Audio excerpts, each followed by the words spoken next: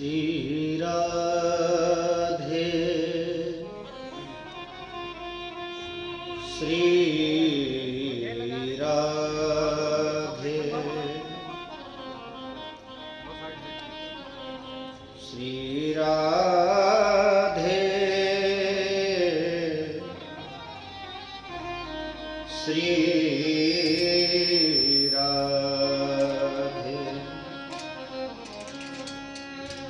श्री राधे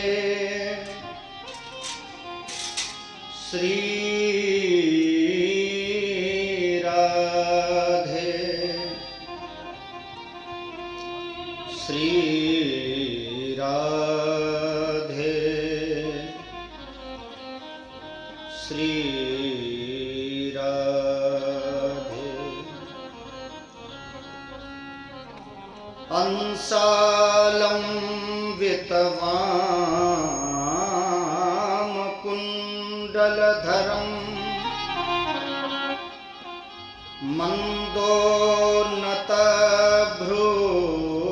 मन्दोन्नतभ्रूलतम् किंचित कुंचित कोमलाधरपुटम्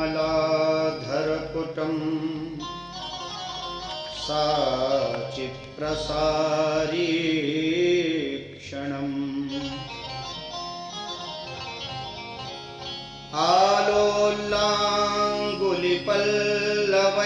आलोलाङ्गुलिपल्लवैर्मुरलिका मापूरयन्तं मुदा मूले कल्पतरोस्त्रिभङ्गललितं ध्याये जगन्मोहनम्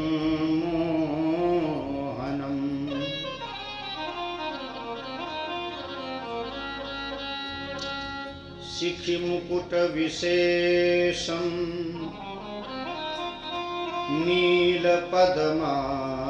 नीलपद्माङ्गदेशं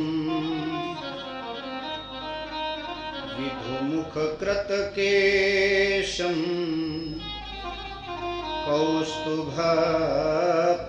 कौस्तुभपीतवेषं मधुररवकलेशं संभजे भ्रातृशेषं व्रजजनवनितेशं माधवं राधिकेशम्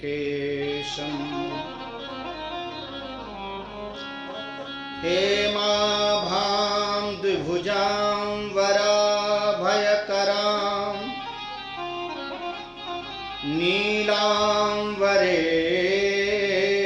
नीलांबरेणावृतां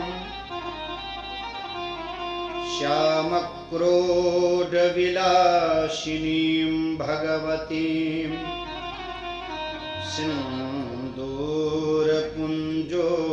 सिन्दूरपुञ्जोज्ज्वलाम् लोलाक्षीं नवयौवनां स्मितमुखीं बिम्बाधरां राधिकां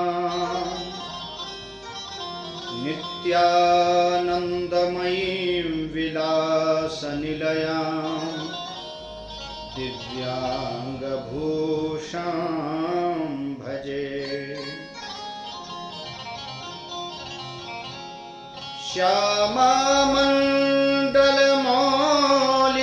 श्यामामण्डलमौलिमण्डनमणिः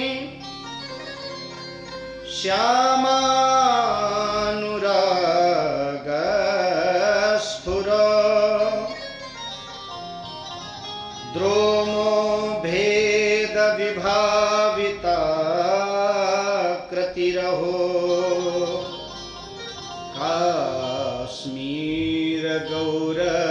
काश्मीरगौरच्छविः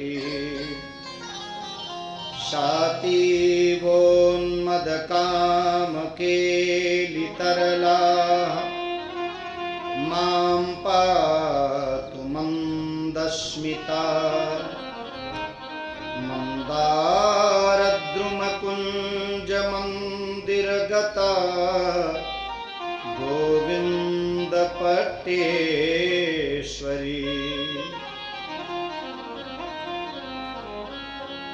नारायणं नमस्कृत्य नरं चैव नरोत्तमं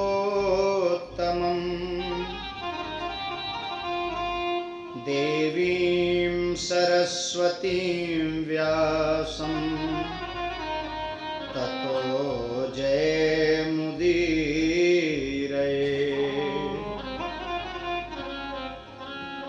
गंगातरंगरमणीय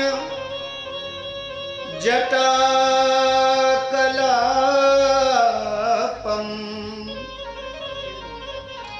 गौरी निरंतर विभूषितवामभागं नारायण प्रियमनंगमदापहारं वाराणसीपुरपतिं भज विश्वनाथम्। आ मेरे मनमोहना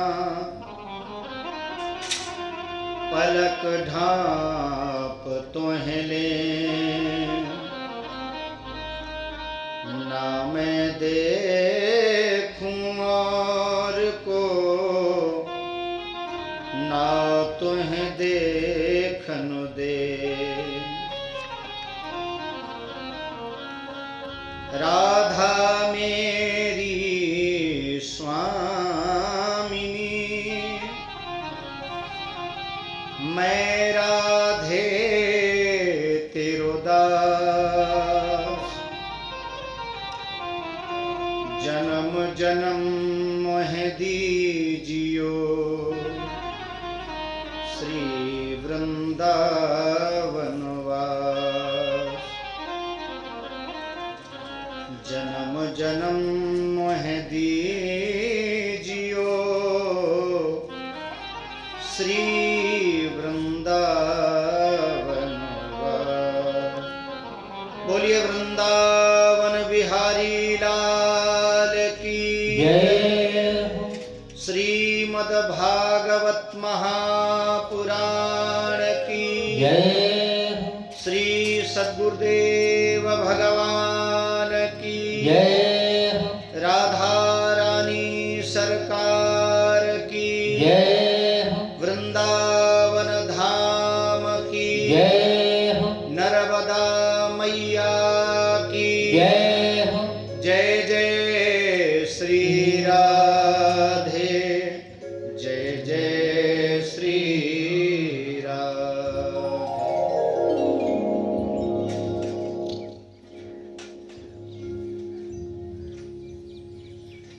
परम आनंद कंद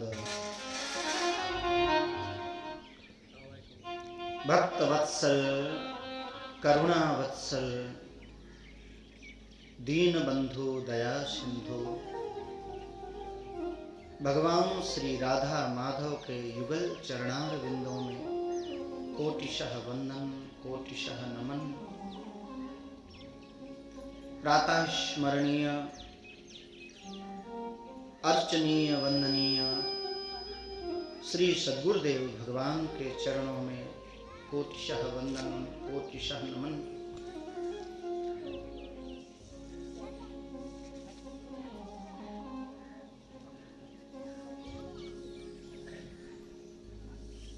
पराम्बा जगदम्बा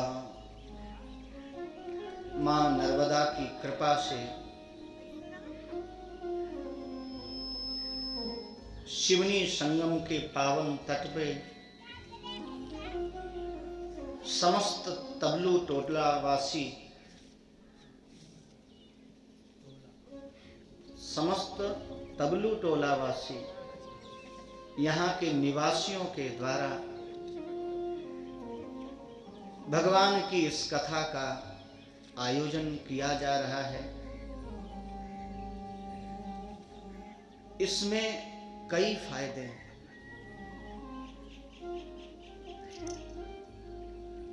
शास्त्रों में आता है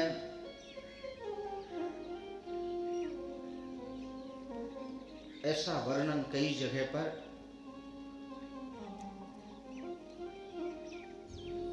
घर में कथा सुनी जाए तो फल मिलता है,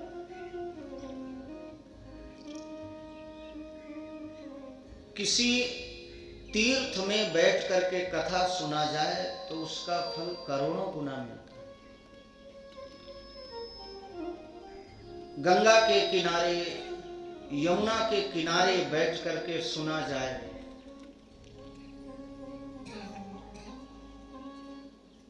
भगवत प्राप्ति होती है। पर जहां नर्मदा मां का तट हो, शिवनी जी का पावन तट हो, वहां पर कथा सुनने मात्र से ही जीव भगवत धाम का अधिकारी हो जाता है।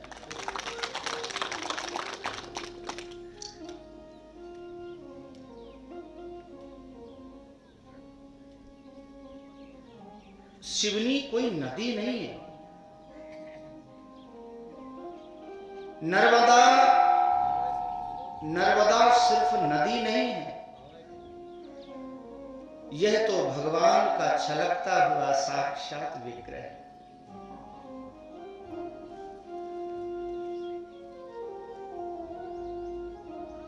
इसलिए नदियों को पवित्र रखना चाहिए। यह साक्षात भगवान का द्रवीभूत स्वरूप है।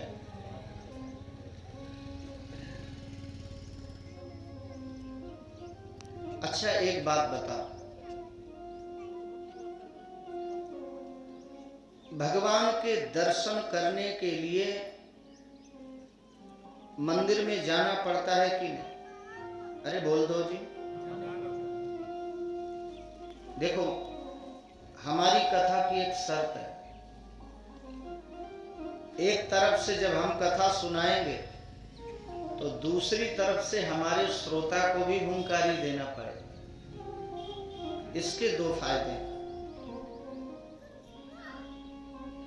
एक तो मालूम पड़ जाता है श्रोता कथा सुन रहा है कि नहीं, और दूसरी बात, यदि कथा में नींद आ रही होती है तो नींद भाग जाती है।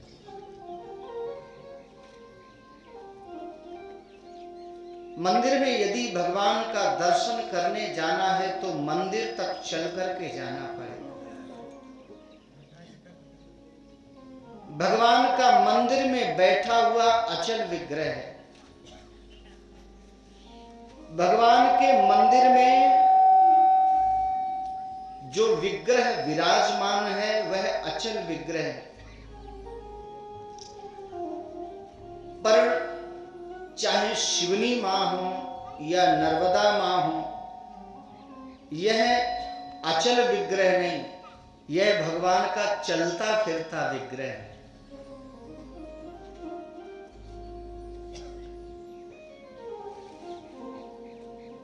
इसी प्रकार से हमें यदि नर्मदा जी में स्नान करना है तो चल करके वहां जाना पड़ेगा कि नहीं? जाना पड़ेगा। नर्मदा मां में स्नान करना है तो चल करके जाना पड़ेगा। शिवनी मां में स्नान करना है तो चल करके जाना पड़ेगा। पर धन्य है यह भागवत भागीरथी जो हम लोगों को स्नान कराने के लिए हमारे पास ही चल करके आ जाती है।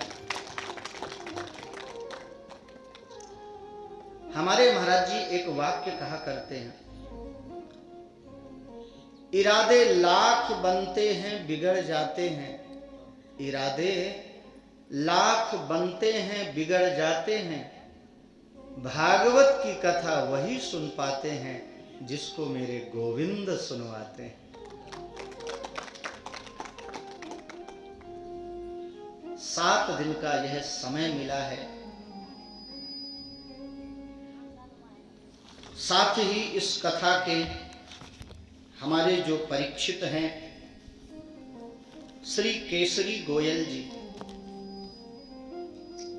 काफी सालों से जुड़े हुए हैं भागवत जी से।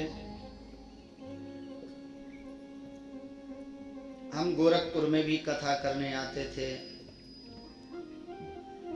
या शिवनी नर्मदा माँ के पावन संगम में भी कथा करने आते थे, तो एक ही बात कहते थे,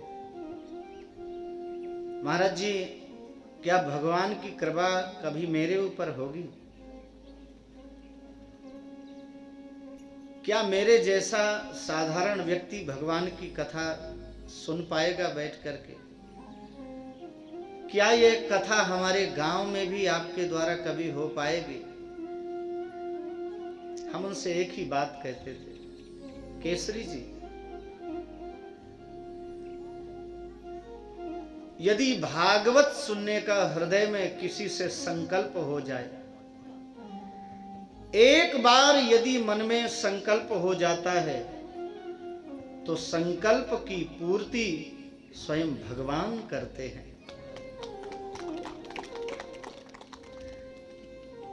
आज हमारे सामने केसरी जी परीक्षित के रूप में बैठे हुए हैं। इस गांव के सरपंच श्री राम प्रसाद पंदराम जी बड़े ही नम्र हैं, बड़े ही सहयोगी हैं। हम जिस दिन से आए हैं उस दिन से लेकर अभी तक एक पैर से खड़े रहे। आप लोग अपना व्यवहार अपने आप जानो, लेकिन हम जो देखते हैं उसी को समझते हैं।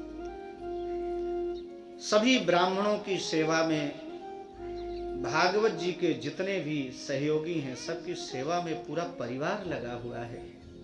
तो ऐसे हमारे परम भागवत के प्रेमी सरपंच जी, जिन्होंने मंच से लेकर भोजन शयन तक सारी व्यवस्थाएं संभाल रखी।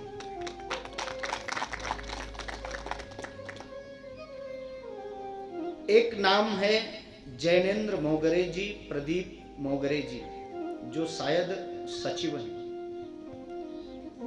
इन्हीं के अथक प्रयास से हमारे छोटे से इस गांव में, आप कहेंगे आपका गांव कैसे हो?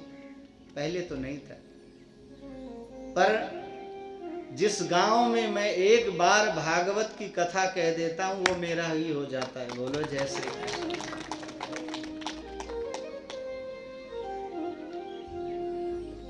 अब आज से आप हमें भी यहाँ का वासी मान लेना। बोलो जय श्री कृष्ण। इस भागवत के आयोजन में अध्यक्ष श्री राजकुमार मोगरे जी, उपाध्यक्ष रमेश दास मोगरे जी, सचिव बाल मुकुंद बघेल जी, श्री उमेश मोगरे जी, उप सचिव मोहनलाल गोयल जी, उपाध्यक्ष नब्बी लाल ललिता प्रसाद मोगरे जी, कोषाध्यक्ष राजन दास जी, सहयोग श्री पंडा दास महेंद्र मोगरे जी, श्री हरिदास मोगरे जी, जो शिक्षक भी हैं। अब आप देखिए,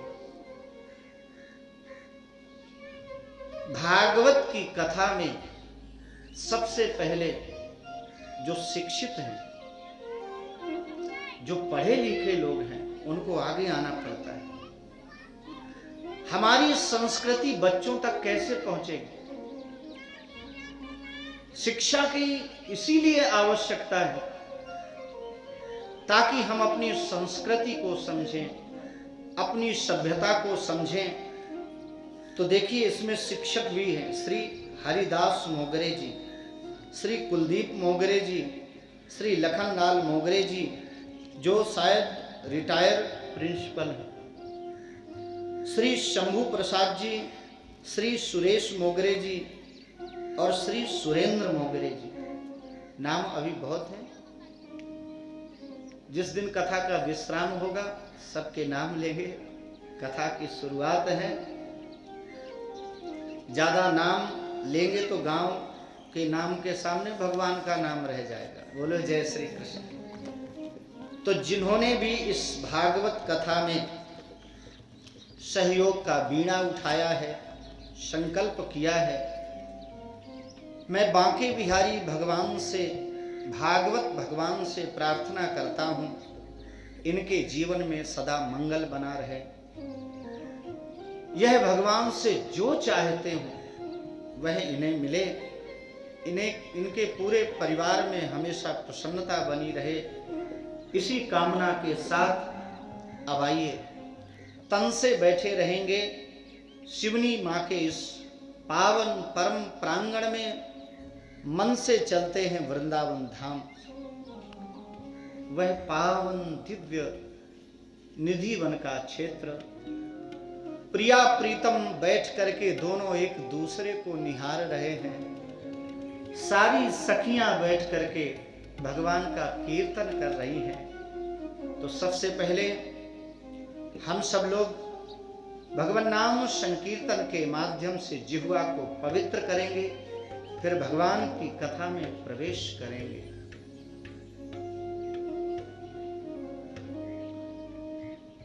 जय जय राधा रमण हरि बोल, जय जय राधा रमण हरि बोल, जय जय राधा रमण हरि बोल,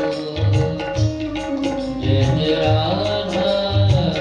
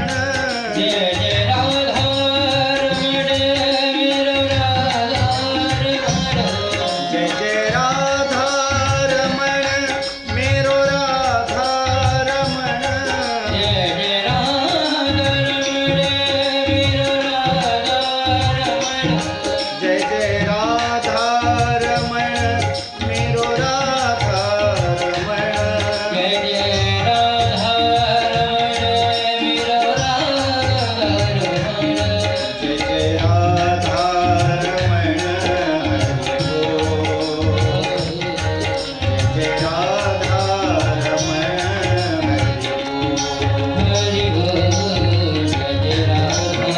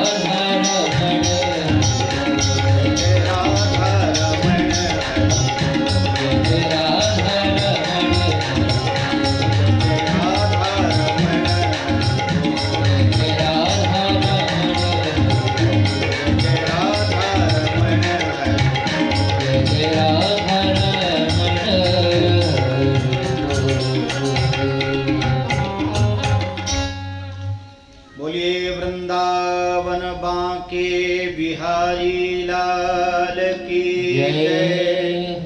जय जय श्री राधे।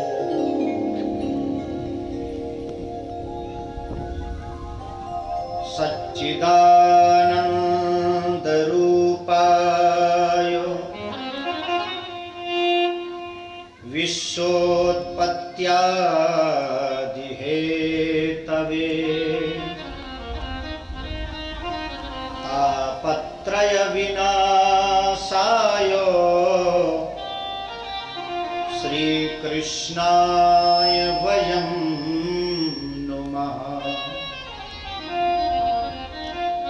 श्री कृष्णाय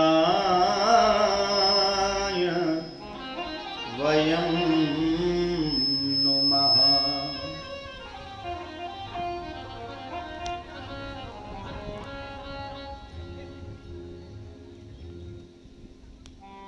सच्चिदानंद रूपाय। अब आप सब लोग बड़ी सावधानी से बैठ करके भगवान की कथा को सुनेंगे। कथाएं बहुत आपने सुनी होंगी,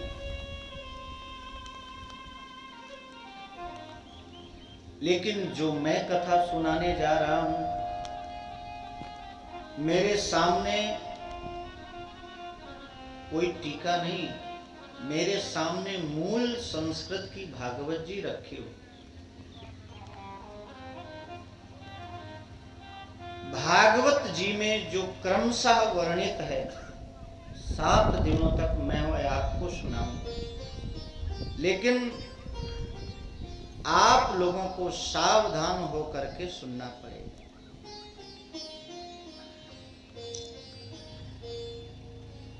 यह जो श्रीमद् भागवत महापुराण हम सुनने जा रहे हैं, इसमें 335 अध्याय है, 12 स्कंध है और 18,000 श्लोक हैं। सबसे पहले भागवत में महात्म का वर्णन किया गया है। माहात्म्य माने क्या होता है? केसरी जी, माहात्म्य माने होता है शर्मा जी महत्व। अच्छा एक बात बता, डॉक्टर के पास में डॉक्टर का महत्व समझ करके जाते हैं कि ऐसे ही पहुंच जाते हैं? किसी ने कहा भैया वह जो डॉक्टर है ना, भले ही 500 रुपए फीस लेता है पर जानकार बहुत। अच्छा दूसरी बात, जब हम अपने बच्चे को ट्यूशन पढ़वाने के लिए जाते हैं, तो जिसके पास पढ़वाने के लिए जाते हैं उसका महत्व सुन करके जाते हैं कि नहीं? भैया फीस तो बहुत लेता है पर पढ़ाता बहुत अच्छा।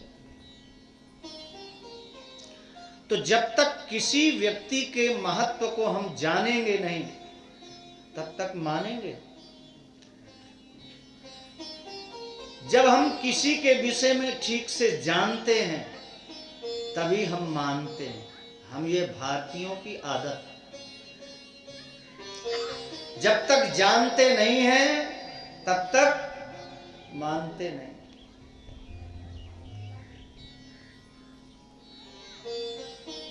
इसके लिए सबसे पहले भागवत का महात्म्य वर्णन किया गया है। यह 6 अध्यायों में आया है। यहां पर जो मैं महात्म्य सुनाने जा रहा हूं यह पद्म पुराण से लिया गया है। इसमें 6 अध्याय। सबसे पहले भगवान कृष्ण का वंदन किया गया है। किसी ने कहा भगवान कृष्ण का वंदन क्यों किया जा रहा है? महाभारत में एक श्लोक आता है, एकोपि कृष्णस्य कृतः प्रणामो दशाश्वमेधीव वृथेन तुल्यः। दशाश्वमेधी पुनरेति जन्म कृष्ण प्रणामी न पुनर्भवाय।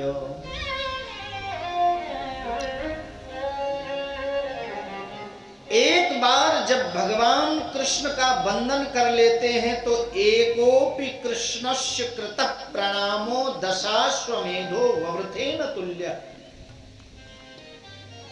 एक बार भगवान कृष्ण का वंदन करने मात्र से ही 10 अश्वमेध यज्ञ का फल मिल जाता है। पर 10 पुनरेति जन्म, जिसने 100 यज्ञ कर लिए हैं या 10 यज्ञ कर लिए हैं, हो सकता है उसका फिर जन्म हो जाए। लेकिन जिसने भगवान कृष्ण के चरणों में बैठ करके भगवान का वंदन कर लिया है, कृष्ण प्रणामी न पुनर्भवाय। भगवान कृष्ण का जो वंदन करता है फिर उसका कभी इस संसार में दोबारा जन्म नहीं होता है, वह तो भगवान के धाम पहुंच जाता है। अच्छा एक बात बता, किसी काम से हमें डीएम साहब के पास जाना पड़े, उनके रोज ऑफिस के चक्कर लगाएं, वो ज्यादा अच्छा है कि एक दिन डीएम साहब हमको अपने ऑफिस में ही रख लें? वो ज्यादा अच्छा है। अरे बोल दो जी, बोलना तो आपको ही पड़ेगा, जरा जोर से बोलना पड़ेगा। रोज डीएम साहब के घर के चक्कर लगाएं, वो ज्यादा अच्छा है कि डीएम साहब ही हमें घर में रख लें हमेशा के लिए? वो ज्यादा अच्छा। अरे बोल दो जी। कई लोग तो प्रसन्न हो गए होंगे, ये बढ़िया। ऐसो मत कर भैया, कहा कर दिया था ना।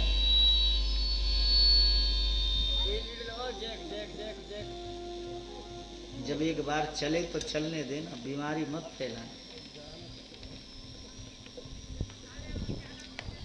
इतना बढ़िया माइक चल रहा था, क्या हो गया इसे? बोलिए वृंदावन बिहारी लाल की।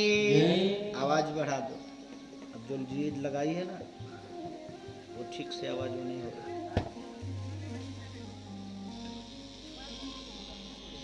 बढ़िया चल रहा था कि फिर काय को छेड़ दिया?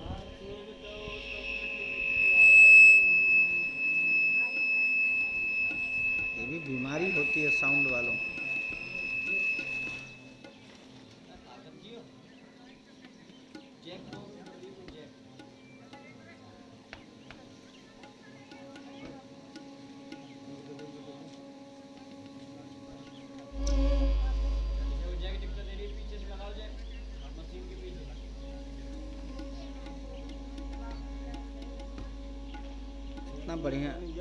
कितना बढ़िया साउंड चल रहा था। और सूगी पीछे लाओ, और सबकी लीड बंद करो एक एक से बंद करो सबकी माइक पे चेक।